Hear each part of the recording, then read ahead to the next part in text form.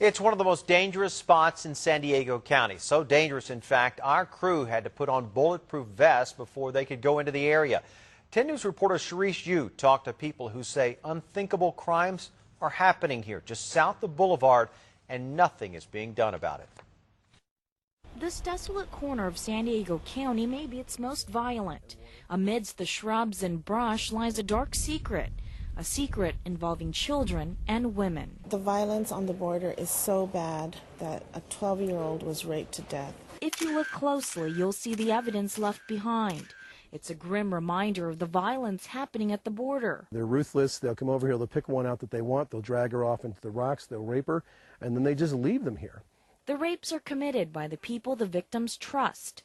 The women and their families give their life savings to human smugglers, only to be hurt by them. What they'll do is they'll get them in sight of the border or right across the border, and then they'll demand a form of payment that wasn't agreed to on the front end. After raping the women, the smugglers hang their underwear on the trees as trophies to mark their brutal conquests. The woman's underwear was hanging from it. Carl Braun is the founder of the Border Patrol Auxiliary.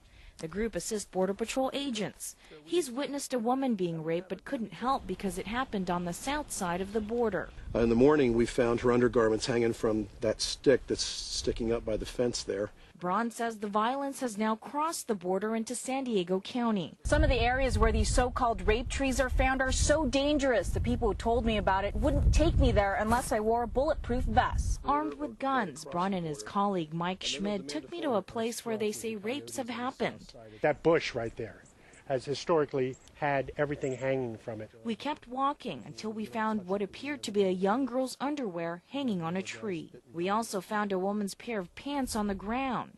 Braun has found women wandering lost in the area, just wanting to go home. These people are afraid. These women are endangered.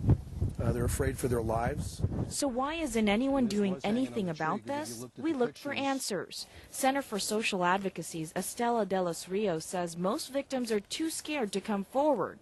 Without evidence or witnesses, no investigation has ever started.